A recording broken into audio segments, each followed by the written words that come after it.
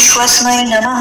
विश्वं विष्णु वषट्कारो भूतभव्यभवन प्रभु भूतकृत भूतभृत भावो भूतात्मा भूतभावना भूतात्मा परमात्मा च भूतानां परमं गति अव्यय पुरुषनाशी क्षेत्रज्ञो अक्षर एव च योगो योगविदां नेता प्रधान पुरुषेश्वर नारसिंह वरु श्रीमान केशव पुरुषोत्तम सर्वशर्व शिवस्कालो भूतानि निधि अव्यय संभवो भावनो भर्ता ईश्वर स्वयं शंभुवादित्य पुष्कराक्षो महास्वर अनादि निधनोधर विधाता धातुरुत्तर अप्रमेयो ऋषिकेश पद्मनाभो अमर प्रभु विश्वकर्मा मनुस्त्रवष्टा स्थविष्ट स्थविरो ध्रुव अग्रायं शाश्वत कृष्णो लोहिताक्ष प्रकर्दन प्रभुतर्त्रित कुबधाम पवित्रं मंगलं परम ईशान प्राणन प्राणं श्रेष्ठ श्रेष्ठ प्रजापति हिरण्यगर्भो भूगर्भो माधवो मधुसूदन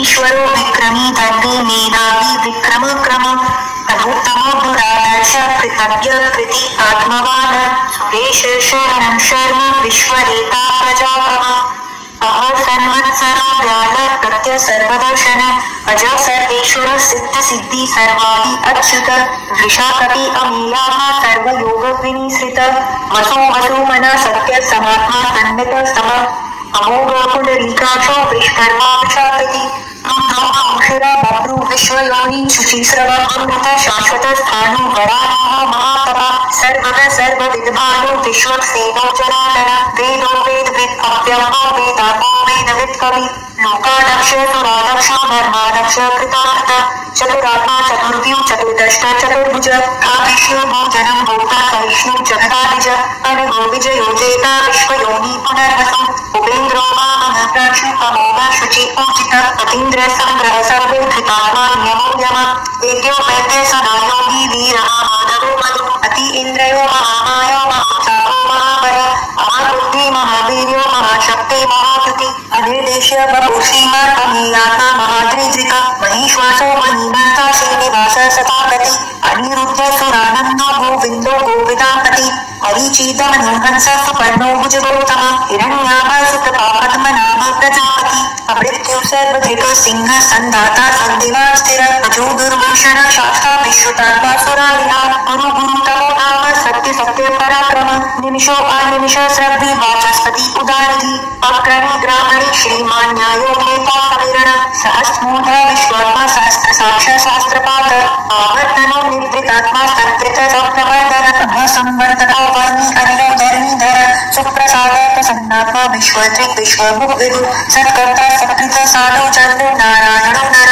असंख्येयो अग्नियात्मा विशिष्ट शिष्ट कृच्छुचि सिद्धार्थ सत् संकल्प सिद्धिद सिद्ध साधन विशाली विष्णु विष्णु विश्वकर्मा विशोदर वर्धनो वर्धमानश्च विविक्त श्रुति सागर सुभुजोदरधरो वाग्मी महेन्द्रो वसुदो वसु मेघरूपो बृहद्रूपो श्रुतिविष्ट प्रकाशन ऊज तेजो भूतिधर प्रकाश आत्मा प्रतापन रिक्त स्पष्टाक्षरो मंत्र चंद्रांशु भास्कर तुति अमृतांशु भोगो भानु शशबिंदु सुरेश्वर औषधं जगत सेतु सत्य धर्म पराक्रम भूत भव्य भवनाथ पावन पावनो अनन कामः कामकृत कांत कामी कामप्रद प्रभु युगाधिकृत युगावर्तो मेकमायो महाशन अदृश्यो व्यक्तरूपश्च सहस्रजित् अनन्तजित् इष्टो विशिष्टो शिष्टेष्टान शिखण्डेन शोभिष क्रोधः क्रोधकृत कर्ता विश्वबाहु महीधर अच्युत प्रतित प्राण प्राणनो वासवानुज अपानिधिरधिष्ठानम् अप्रमत्त प्रतिष्ठित स्कन्द स्कन्धरोधुर्यो गर्भो वायुवाहन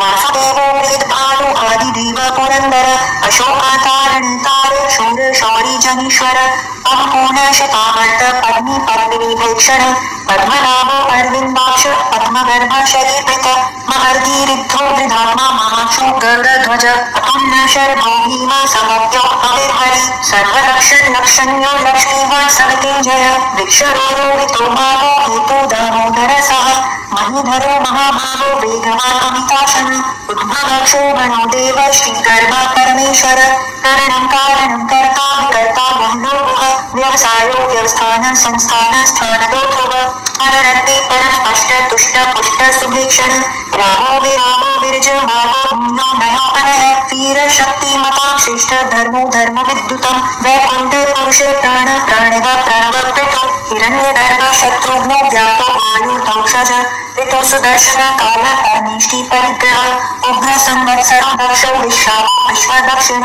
विस्तार स्थावर स्थान प्रमाणं बीजं व्ययं अर्को अनर्को महाकीशो महामोहो महानन अनिर्बिम्बनस्तविष्टो बहुधर्म यूपो महामख नक्षत्रनीहे नक्षत्री क्षम क्षाम समीहन यज्ञ इज्यो मनीज्यश्च क्रतु सत्रं सतां गति सर्वदर्शी विमुक्तात्मा सर्वज्ञो ज्ञानमुक्तः सुव्रत सुमुख सुक्षम सुघोष सुखद सुवृत मनोहरो जित्क्रोधो वीरबाहुर्विदारण स्वपन स्ववशो व्यापी नैकात्मा नैकर्मकृत् वत्सरो वत्सी रत्नगर्भो धनीश्वर धर्मकृत् धर्मी सरसदक्षरम् अक्षरम् अविज्ञाता सहस्रांशो विधाता कृतलक्षण तत्स्थिनेमि सर्वस्थ सिंहो भूतमनेश्वर आदिदेवो महादेवो देवेशो देवभृद्गुरु उत्तरो गोपतिर्गोपा ज्ञानगम्य पुरातन शरीरभूत भीमभोक्ता कपीन्द्रो गुरुदक्षिण सोमको अमृततम सोमा गुरुजित् पुरुषोत्तम विनयो जय सत्यसन्धो दासारः सार्वतापति जीवो विनयिता साक्षी मुकुन्दो अमितविक्रम अभ्योन्धीरनन्ताथ अमोपधीशयो अन्तक अजो महार्हो स्वाभाव्यो जिता मित्र प्रमोदन आनन्दो नन्दनो नन्द सत्य धर्मा त्रिविक्रम महर्षि कपिलाचार्य त्रितथ्योऽग्निदनीपति त्रिपत्स्त्रीद शातक्ष्यो महाशिङ्ग कृताङ्कृत महापराहो गोविन्द सुशील करिताङ्गति भौमो गम्भीरो गहनो गुप्तश्च गदाधर वेदाहाजित् कृष्णो धर्सङ्कर्षणो अच्युत वर्णो वारुणो वृक्ष पुष्कराक्षो महामन भगवान् अखानन्दी वनमाली हरारुद्ध आदित्यो ज्योतिरादित्य स विष्णुगति सप्तम सुधन्वाखण्ड परशुर्दारुणो द्रविणप्रद दिवि स्थित सर्वत्रिक् व्यासो वाचस्पति अयो निजयन्त्री सामा सामग साम निर्वाण भेषजं ऋषभ संन्यासकृत् क्षम शान्तो निष्ठा शान्ति परायणं शुभांगो शान्तितः स्रष्टा कुमुद कुवलेश्वर गोवितो गोप्तिर्गोप्ता विश्वाक्षो विष्प्रिय अनिर्वृत्ति निर्वृतात्मा संक्षेपा श्रीकृत शिव श्रीवद्दक्षा श्रीवास श्रीपति श्रीमतावर श्रीधर श्रीश श्रीनिवास श्रीनिधि श्रीविभावन श्रीधर श्रीकर श्रेय श्रीमान लोकत्रयाशय स्वक्ष स्वाकाशतानन्दो नन्दि ज्योतिर्गणेश्वर विजितात्मा वेदात्मा सत्कीर्ति श्री संशय उदीर्न सर्वत चक्षुरनीश शाश्वत स्थिर भूषयो भूषणो ज्योतिर्विशोषोकनाशन अर्चिष्मानर्चित कुम्भो विशुद्धात्मा विशोभन अनिरुद्धो प्रतिरत प्रद्युम्नो मितविक्रम कालनेमिनीहा वीर शौरी शूरजनेश्वर त्रिलोकात्मा त्रिलोकेश केशव केशिहा हरि कामदेवो कामपाल कामी कांत कृतागम अनिर्देश्यो महाविष्णु वीरो अनंतो धनंजय ब्रह्मण्यो ब्रह्मकृत् ब्रह्म ब्रह्म ब्रह्मिवर्धन ब्रह्मविद् ब्राह्मणो ब्राह्मी ब्रह्माद्यो ब्राह्मण प्रिय महाक्रमो महाकर्मा महातेजा महोरग महाकतुर्मो हायज्वा महायज्ञो महाहवि स्तव्य स्तप्रिय स्तोत्र स्तुति स्तोतारण प्रिय पूर्ण पूर्णहिता पुण्य पुण्यकीर्तिरनामय मनोजवस्तीर्थकर वसुदेता वसुप्रद वसुप्रदो वासुदेवो वसुर्वसुमनाहवि सत्कृति सत्कृति सत्ता सद्भूति सत्परायण शूरसेनो युधश्रेष्ठ सन्निवास सुयमुन भूतावासो वासुदेव सर्वासुनिलयो अनन दर्पः दर्पदो द्रिवितो दुर्धरो परापराजित विश्वमूर्ति महामूर्ति दीप्तमूर्ति अमूर्तिमान् अनेकमूर्ति व्यक्त शतमूर्ति शतानन एको एको सर्वकिं यत्स्तत्पद्मनुत्तमम् लोकबन्धु लोकनाथो माधवो भक्तवत्सल सुवर्णोवर लोके मागो वरांग चंदनागति वीरहा विषमं शून्यो कृताशीर चलश्चल अमानंदान लोमायो लोक स्वामी त्रिलोकधृक सुमेधा मीनजो धन्य सत्य मेधा धराधर तेजो विशो द्युतिधर सर्वशस्त्राभृतांबर व्याघ्रः निग्रहो जठो नैकशृङ्गो गदागज चतुर्मूर्ति चतुर्बाहो चतुर्व्यूह चतुर्हति चतुर्रात्मा चतुर्भाव चतुर्वेद विवेकपाल समावर्तो अनिवृत्तात्मा दुर्जयो दुरतिक्रम दुर्लभो दुर्गमो दुर्गो दुरावासो दुरारिहा शुभावो लोकसारं स्तुतं तुस्तं तुवर्धन इन्द्रकर्मा महाकर्मा कृतकर्मा कृताकः उद्भव सुंदर सुंदो रत्ननाभ सुलोचन अर्को वादसना सिंहि जयंत सर्व विजयी सुवर्ण बिंदु रक्षोभ्य सर्व वागीश्वरेश्वर महामंदो महागर्भो महाभूतो महानिल कूद कुंदर कुंद पर्जन्य पावनो अनिल अमृतांशु अमृत वपु सर्वज्ञ सर्वतोमुख सुलभ सुव्रत सिद्ध शत्रु जिच्छतु त्रापन न्यारोदो औदुंगुरो अश्वत्थ चारुणांगिनी शूदन सहस्राची सप्तदेव सप्तौघा सप्तवाहन अहोतीर्न वो अचिन्त्यो भयकृत भयनाशन तनुभृहत् शस्थूलो निर्गुणो महम् अद्वित स्वद्वित स्वस्य प्रावंशो वंशवर्धन भारवृत् कथितो योगी योगीश सर्वकामन आश्रम शवर शर्व सुपर्णो वायुवाहन धनुर्धरो धनुर्वेदी दण्डो दम्नीतः अपराजित सर्वसहो नियन्ता नियमो यमः सत्त्ववान सात्विक सत्य सत्य धर्मपरायण पवित्रय प्रियार्हो पर प्रियकृत प्रीतिवर्धन विहायस्कते ज्योति सुरुचिर उद्भुव विभु रविर्विरोचन सूर्य सवितार विलोचन अनंतो भोक्ता सुखदो नैकजो कज अनिर्विन्दन सदामर्षि लोकाधिष्ठानमद्भुत सनात् सनातनतम कपिल कपिव्यय स्वस्ति न स्वस्ति कृत स्वस्ति स्वस्ति भुक् स्वस्ति दक्षिण रौद्र कुंडली चक्रे विक्रम योजित शासन शब्दातिग शब्द सह शिशिर शर्वरीकर अक्रूरपेश लोदक्षो दक्षिण क्षमिणांबर विद्वत्तमो वीतभय पुण्य श्रवण कीर्तन उत्तारणो दुष्कृतिः पुण्यो दुःस्वपन्नाशन वीरः रक्षण संतो जीवन पर्यवस्थित अनंत रूपो अनंत श्री चित्तमन्यु भयानः चतुरश्रो गंभीरात्मक विदिशो व्यादिशो दिशा अनादिर्भुर्भुवो लक्ष्मीसु वीरो रुचिरागद जगन्नो जन्मादि भीमो भीम पराक्रम आधार नील्यो धाता पुष्पहास प्रजागर उद्भर्ग सत्पथाचार प्राणद प्रणव पण प्रमाणं प्राण नीलय प्राणभृत् प्राणजीवन तत्त्वं तत्त्वविदेकाः जन्म मृत्यु जरादिगत भूर्भुवः स्वस्तरुस्तार सविता प्रपितामहः यज्ञो यज्ञपतिर्यज्वा यज्ञाम्बो यज्ञवाहन यज्ञभृत् यज्ञकृत् यज्ञी यज्ञभुक् यज्ञसाधन यज्ञान्तकृत् यज्ञगम्यं मन्न मन्नादेव च आत्मयोनि स्वयं जातो वर्धान सामगायन देवकी नन्दन सृष्टा क्षितीश पापनाशन शङ्खभृङ्गनन्दकी चक्री शान्तधन्वा गदाधर रथाङ्गपाणि रक्षोभ्य सर्वप्रहरणायुध ॐ नमो इति वन्माणि गदी शाङ्गी टङ्की चक्री च नन्दकी श्रीमान्नारायणो विष्णु वासुदेवो अभिरक्षतम् ॐ नमो इति। अथ श्री सूक्तम्।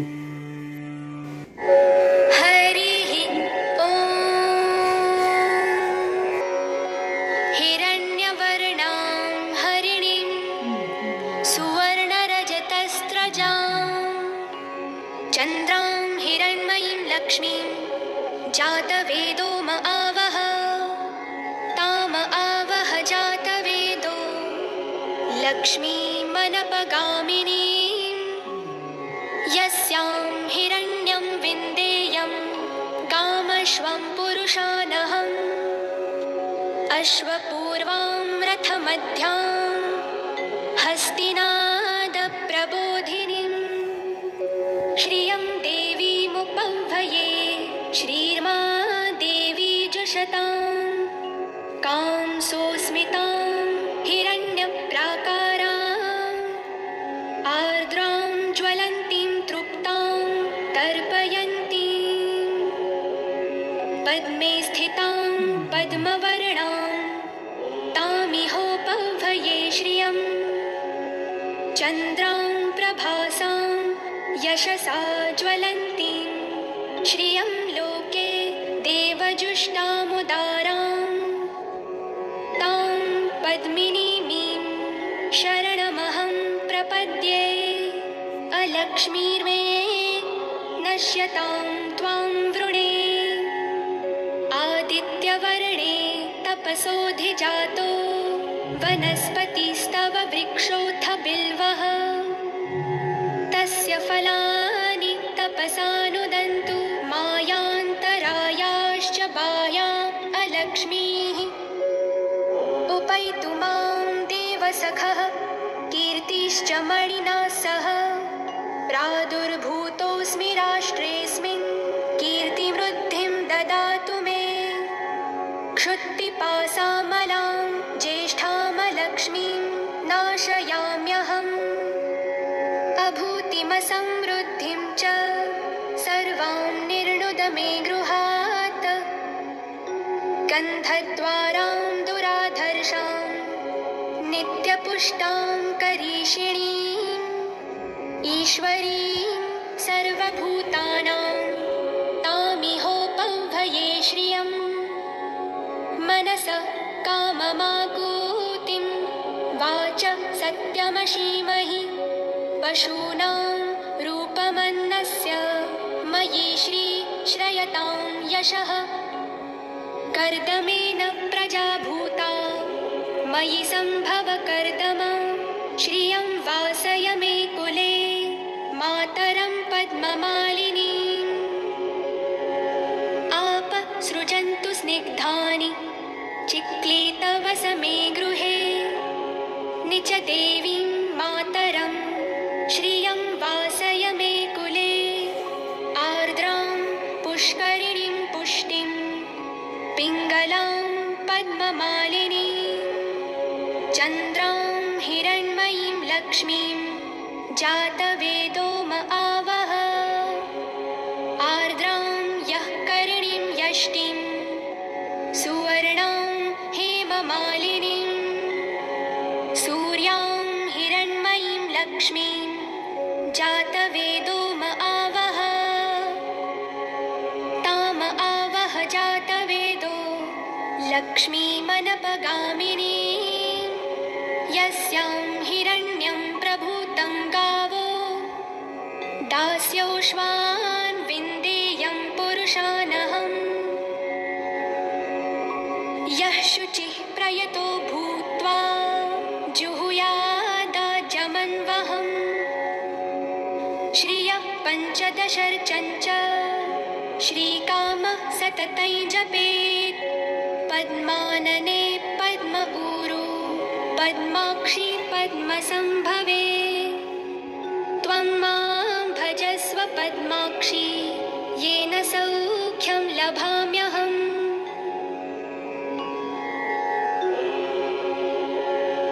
अश्वदायी गोदायी धनदायी महाधने धनं मे जुषतां देवी सर्वकामांश्च देहि मे पुत्रपौत्रधनं धान्यं हस्त्यश्वादिगवीरथं प्रजानां भवसि माता आयुष्मन्तं करोतु माम् धनमग्निर्धनं वायुर्धनं सूर्यो धनं वसुः धनमिन्द्रो बृहस्पतिर्वरुणं धनमश्नुते वैनतेय सोमं पिबतु वृत्रः सोमं धनस्य सोमिनो मह्यं ददातु सोमिनः न क्रोधो न च मात्सर्यं न लोभो न शुभामतिः भवन्ति कृतपुण्यानां भक्तानां श्रीसूक्तं जपेत् सदा वर्षन्तु ते विभावरिदिवो अभ्रस्य विद्युतः रोहन्तु सर्वबीजान्यवब्रह्मद्विषोजहि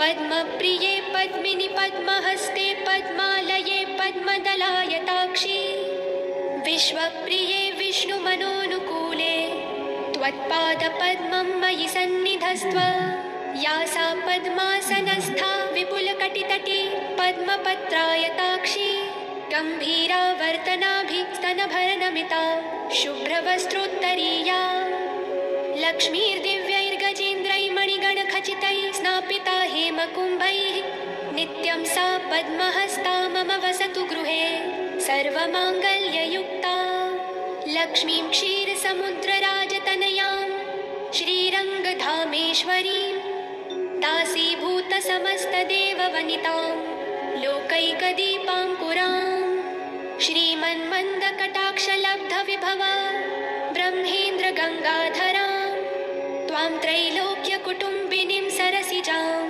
वन्दे मुकुन्दप्रियां सिद्धलक्ष्मीर्मोक्षलक्ष्मीर् जयलक्ष्मी सरस्वती श्रीलक्ष्मीर्वरलक्ष्मीश्च प्रसन्ना मम सर्वदा वराङ्कुशौपाशमभीतिमुद्रां करैर्वहन्तीं कमलासनस्थां बालार्ककोटिप्रतिभां त्रिनेत्रां भजेऽहमाद्यां जगदीश्वरीं त्वां।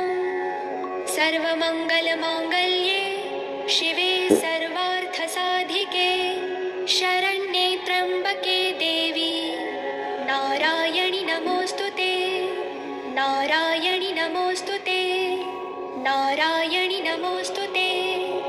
सरसिजनिलये सरोजहस्ते धवलतरांशुकगन्धमाल्यशोभे भगवति हरिवल्लभे मनोज्ञे त्रिभुवनभूतिकरी प्रसीद मह्यम्। विष्णुपत्नीं क्षमां देवीं माधवीं माधवप्रियां विष्णोप्रियसखीं देवीं नमाम्यच्युतवल्लभाम्। महालक्ष्मी च विद्महे विष्णुपत्नी च धीमहि तन्नो लक्ष्मी प्रचोदयात्। श्रीवर्चस्यमायुष्यमारोग्यमाविधात् पवमानं महीयते धनं धान्यं पशुं बहुपुत्रलाभं शतसंवत्सरं दीर्घमायुः ऋणरोगादिदारिद्र्यपापक्षुदपमृत्यवः भयशोकमनस्तापा नश्यन्तु मम सर्वदा। य एवं वेद। ॐ महादेव्यै च विद्महे विष्णुपत्नी च धीमहि तन्नो लक्ष्मीः प्रचोदयात्। ॐ शान्ति शान्ति शान्तिः। अथ श्री सिद्धकुंजिका स्तोत्रम्।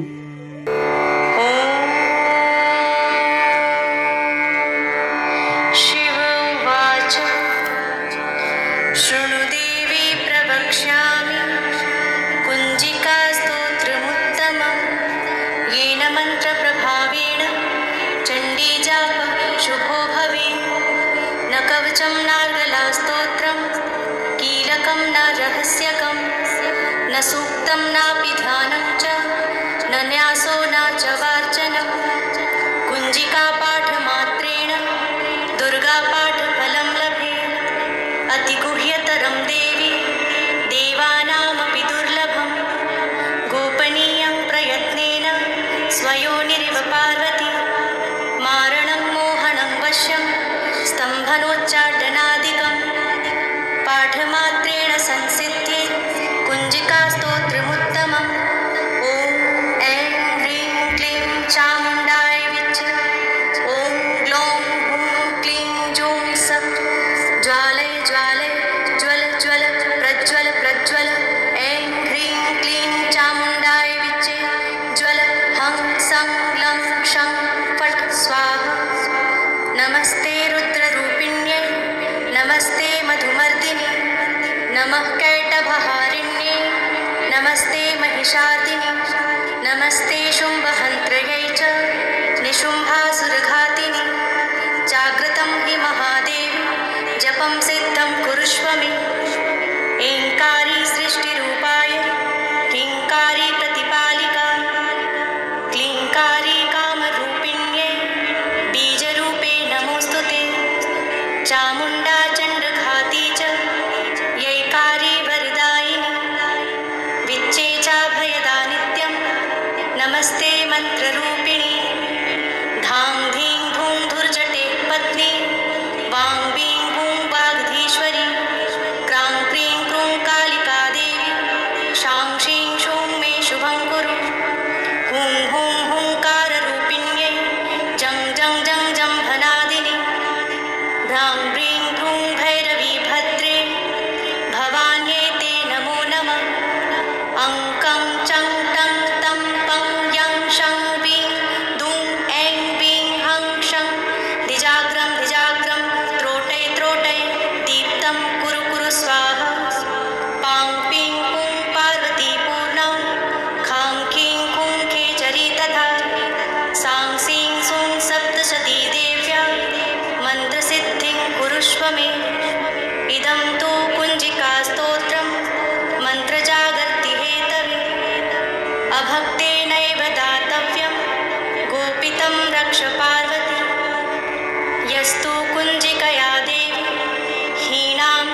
सप्तशतीं पठेत् न तस्य जायते सिद्धिररण्ये रोदनं यथा। श्री महालक्ष्मी अष्टकम्। अथ महालक्ष्म्यष्टकम्। इन्द्र उवाच नमस्तेऽस्तु महामाये श्रीपीठे सुरपूजिते शङ्खचक्र गदाहस्ते महालक्ष्मी नमोऽस्तुते। नमस्ते गरुडारूढे कुलासुरभयङ्करे सर्वपापहरे देवी महालक्ष्मी नमोऽस्तुते। सर्वज्ञे सर्ववरदे सर्वदुष्टभयङ्करे सर्वदुःखहरे देवी महालक्ष्मी नमोऽस्तुते।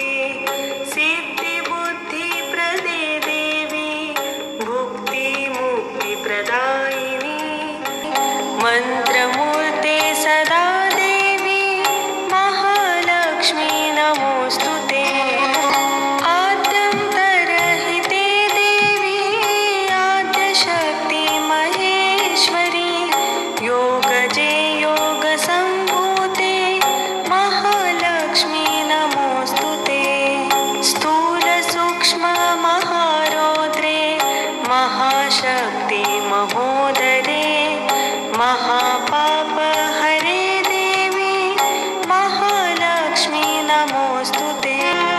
पद्मासनस्थिते देवी परब्रह्मस्वरूपिणी परमेशी जगन्मातर महालक्ष्मी नमोऽस्तुते। श्वेताम्बरधरे देवी नानालङ्कारभूषिते जगत्स्थिते जगन्मातर महालक्ष्मी नमोऽस्तुते। महालक्ष्म्यष्टकं स्तोत्रं यः पठेत् भक्तिमान् नरः सर्वसिद्धिमवाप्नोति राज्यं प्राप्नोति सर्वदा। एककाले पठेत् नित्यं महापापविनाशनं विकालं यः पठेत् नित्यं धनधान्यसमन्वितः। त्रिकालं यः पठेत् नित्यं महाशत्रुविनाशनं महालक्ष्मीर्भवेत् नित्यं प्रसन्ना वरदा शुभा। इतीन्द्रकृत श्रीमहालक्ष्म्यष्टकस्तवः सम्पूर्णम्। ॐ महालक्ष्म्यै च विद्महे विष्णुपत्न्यै च धीमहि तन्नो लक्ष्मी प्रचोदयात्। ॐ महालक्ष्म्यै च विद्महे विष्णुपत्न्यै च धीमहि तन्नो लक्ष्मी प्रचोदयात्। ॐ महालक्ष्म्यै च विद्महे विष्णुपत्न्यै च धीमहि तन्नो लक्ष्मी प्रचोदयात्। ॐ महालक्ष्म्यै च विद्महे विष्णुपत्न्यै च धीमहि तन्नो लक्ष्मी प्रचोदयात्। ॐ महालक्ष्म्यै च विद्महे विष्णुपत्न्यै च धीमहि तन्नो लक्ष्मी प्रचोदयात्। ॐ महालक्ष्म्यै च विद्महे विष्णुपत्न्यै च धीमहि तन्नो लक्ष्मी प्रचोदयात्। ॐ महालक्ष्म्यै च विद्महे विष्णुपत्न्यै च धीमहि तन्नो लक्ष्मी प्रचोदयात्। ॐ महालक्ष्म्यै च विद्महे विष्णुपत्न्यै च धीमहि तन्नो लक्ष्मी प्रचोदयात्। ॐ महालक्ष्म्यै च विद्महे विष्णुपत्न्यै च धीमहि तन्नो लक्ष्मी प्रचोदयात्। ॐ महालक्ष्म्यै च विद्महे विष्णुपत्न्यै च धीमहि तन्नो लक्ष्मी प्रचोदयात्। ॐ महालक्ष्म्यै च विद्महे विष्णुपत्न्यै च धीमहि तन्नो लक्ष्मी प्रचोदयात्।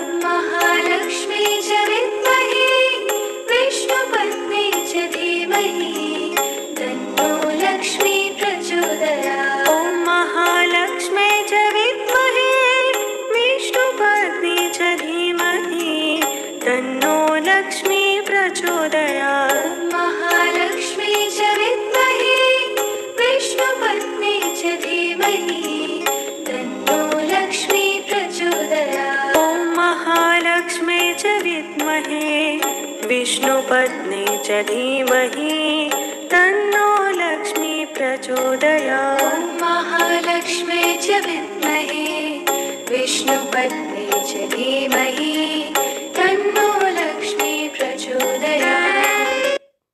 नारायणाय विद्महे वासुदेवाय धीमहि तन्नो विष्णु प्रचोदयात्। नारायणाय विद्महे वासुदेवाय धीमहि तन्नो विष्णु प्रचोदयात्। नारायणाय विद्महे वासुदेवाय धीमहि तन्नो विष्णु प्रचोदयात्। नारायणाय विद्महे वासुदेवाय धीमहि तन्नो विष्णु प्रचोदयात्। नारायणाय विद्महे वासुदेवाय धीमहि तन्नो विष्णु प्रचोदयात्। नारायणाय विद्महे वासुदेवाय धीमहि तन्नो विष्णु प्रचोदयात्। नारायणाय विद्महे वासुदेवाय धीमहि तन्नो विष्णु प्रचोदयात्। नारायणाय विद्महे वासुदेवाय धीमहि तन्नो विष्णु प्रचोदयात्। नारायणाय विद्महे वासुदेवाय धीमहि तन्नो विष्णु प्रचोदयात्। नारायणाय विद्महे वासुदेवाय धीमहि तन्नो विष्णु प्रचोदयात्।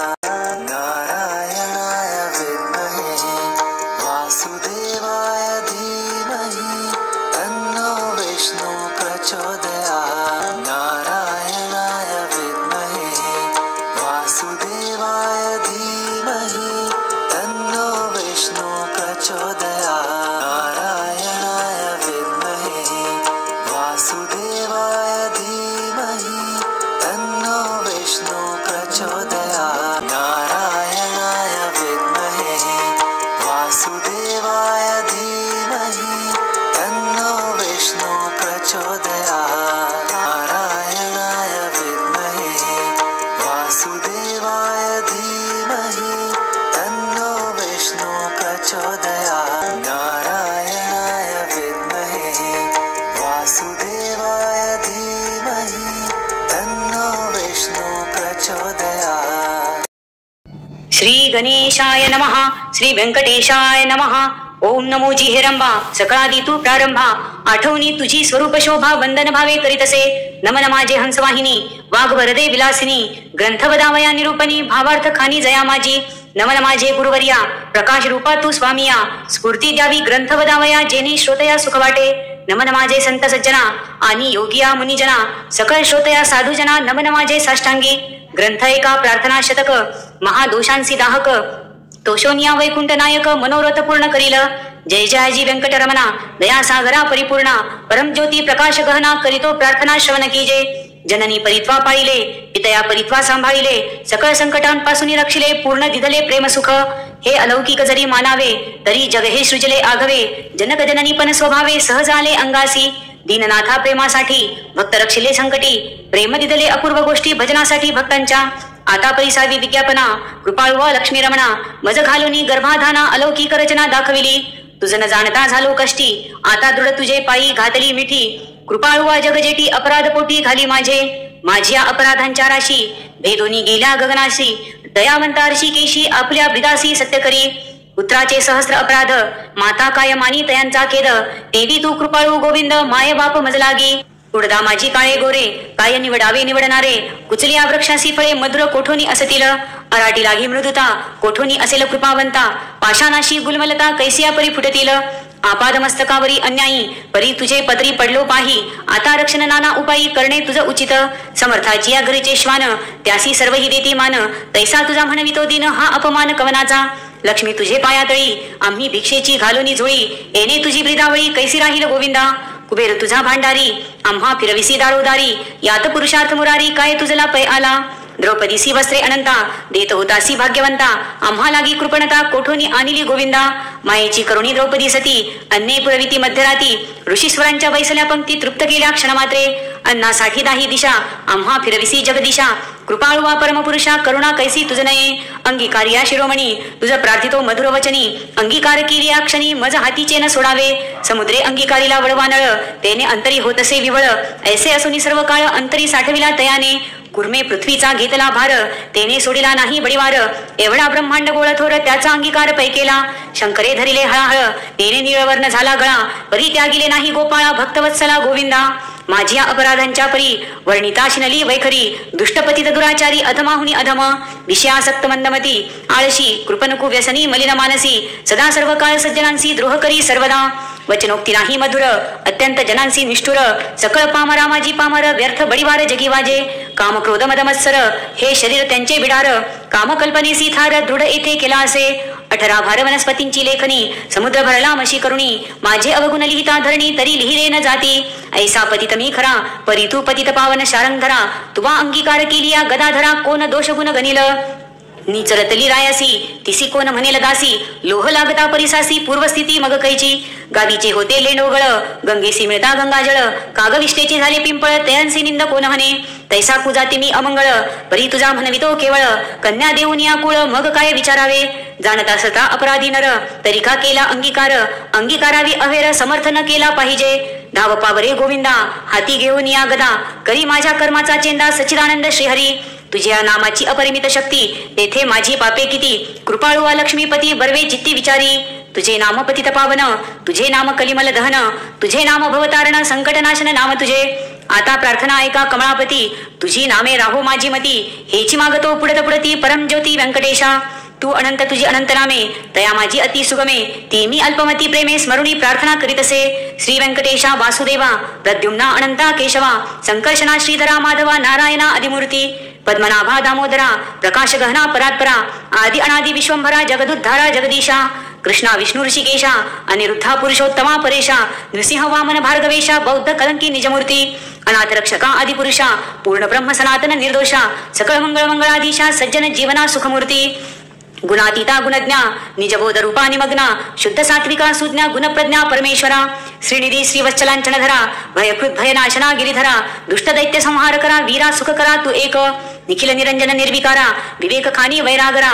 मधुर मूर दैत्य संहार करा असुरमर्दना उग्रमूर्ती.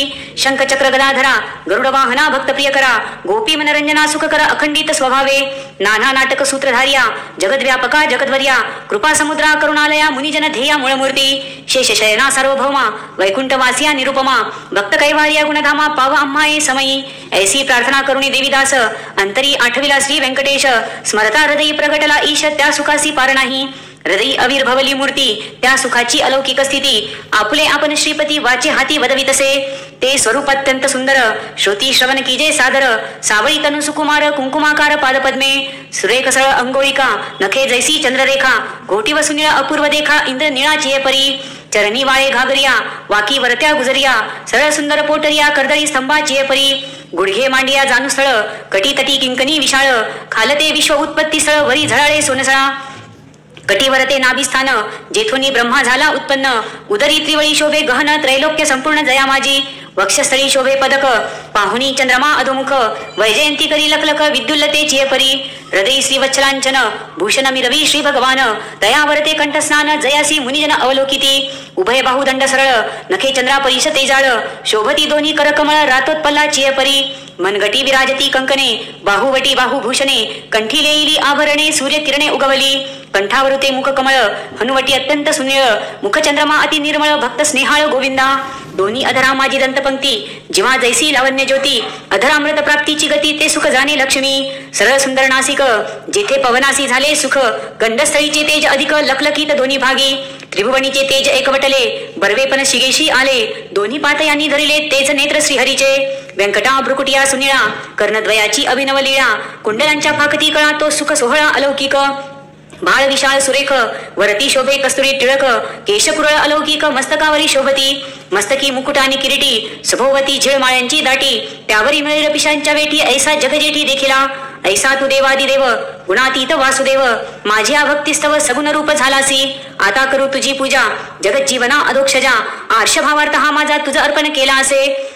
करुणे पंचामृत स्नान, शुद्धोदक वरी घालून, तुझ करू मंगल स्नान पुरुष सुप्ते करुणिया. वस्त्रे आणि यज्ञोपवित, तुझ लागी करू प्रीत्यर्थ, गंधाक्षता पुष्पे बहुत तुझ लागी समर्पू. धूप दीप नैवेद्य, फल तांबूल दक्षिणा शुद्ध, वस्त्रे भूषणे गोमेद पद्मरागादी करुणी. भक्तवत्सला गोविंदा, ही पूजा अंगीकारावी परमानंदा, नमस्कारुणी पदारविंदा मग प्रदक्षिणा आरंभिली. ऐसा षोडशोपचारे भगवंत, यथाविधी पूजिला हृदयात, मग प्रार्थना आरंभिली बहुत वरप्रसाद मागावया. जय जयाजी श्रुती शास्त्र आगमा, जय जयाजी गुणातीत परब्रह्मा, जय जयाजी हृदयवासिया रामा जगदुद्धारा जगद्गुरु. जय जयाजी पंकजाक्षा, जय जयाजी कमळाधीशा, जय जयाजी पूर्णपरेशा अव्यक्त व्यक्त सुखमूर्ते. जय जयाजी भक्तरक्षका, जय जयाजी वैकुंठनायका, जय जयाजी जगत्पालका भक्तांसी सखा तू एक. जयाजी निरंजना, जय जयाजी परात्पर गहना, जय जयाजी शून्यातीत निर्गुणा परिसावी विज्ञापना एक माझी. मज लागी दे ऐसावर, जेने घडेल परोपकार, हेची मागणी साचार वारंवार प्रार्थित असे. हा ग्रंथ जो पठन करी, त्यासी दुःख नसावे संसारी, पठन मात्रे चराचरी विजयी करी जगाते. लग्नार्थीयाचे व्हावे लग्न, धनार्थीयासे व्हावे धन, पुत्रार्थीयाचे मनोरथ पूर्ण पुत्र देऊनी करावे. पुत्र विजयी आणि पंडित, शतायुषी भाग्यवंत, पुत्र सेवेसी अत्यंत रत, जयाचे चित्त सर्व काळ. उदार आणि सर्वज्ञ, पुत्र देई भक्ता लागून, व्याधिष्ठांची पीडा हरण तत्काळ कीजे गोविंदा. क्षय अपस्मार कुष्ठादिरोग, ग्रंथपठने सरावा भोग, योगाभ्यासियासी योग पठन मात्रे साधावा. दरिद्री व्हावा भाग्यवंत, शत्रूचा व्हावा निष्पात, सभा व्हावी वश समस्त ग्रंथपठने करुणिया. विद्यार्थी विद्या व्हावी, युद्धी शस्त्रे न लागावी, पठने जगात कीर्ती व्हावी साधू साधू म्हणूनिया. अंती व्हावे मोक्ष साधन, ऐसे प्रार्थनेसी दिजे मन, एवढे मागतो वरदान कृपानी दे गोविंदा. प्रसन्न झाला व्यंकटरमण, देवीदासासी दिदले वरदान, ग्रंथाक्षरी माझे वचन यथार्थ जाण निश्चयसी. ग्रंथी धरुणी विश्वास, पठन करील रात्रंदिवस, त्या लागी मी जगदीश क्षण एक न विसंबे. इच्छा धरुणी करील पठन, त्याचे सांगतो मी प्रमाण, सर्व कामनीसी साधन पठन एक मंडळ. पुत्रार्थीयाने 3 मास, धनार्थीयाने 21 दिवस, कन्नार्थीयाने सन्मास ग्रंथ आदरे वाचावा. क्षय अपस्मार कुष्ठादी रोग इत्यादी साधने प्रयोग, त्यासी एक मंडळ सांग पठने करुणी कार्यसिद्धी. हे वाक्य माझे नेमस्त, ऐसे बोलिला श्री भगवंत, साचन मानी जयाचे चित्त, त्यासी अधपात सत्य होय. विश्वास धरील ग्रंथ पठनी, त्यासी कृपा करील चक्रपाणी, वर दिदला कृपा करुणी अनुभवे कळो येईल. गजेंद्राच्या अकांतासी, कैसा पावला ऋषिकेशी, प्रल्हादाच्या भावार्थासी स्तंभातुनी प्रगटला. वज्रासाठी गोविंदा, गोवर्धन परमानंदा, उचलोनिया स्वानंद कंदा, सुखी केले तयेवेळी. वत्साचे परिभक्तांसी, मोहे पानावे धेनु जैसी, मातेच्या स्नेह तुलनेसी त्याच परी घडलेसे. ऐसा तू माझा दातार, भक्तासी घालीसी कृपेची पाखर, हा तयाचा निर्धार अनाथनाथ नाम तुझे. श्री चैतन्य कृपा अलौकिक, संतोषोनी वैकुंठ नायक, वर दिदला अलौकिक, जेने सुख सकळांसी. हा ग्रंथ लिहिता गोविंद, या वचनी न धरावा भेद, हृदय वसे परमानंद अनुभव सिद्ध सकळांसी. या ग्रंथीचा इतिहास भावे बोलिला विष्णुदास, आनिक न लागती सायास पठन मात्रे कार्यसिद्धी.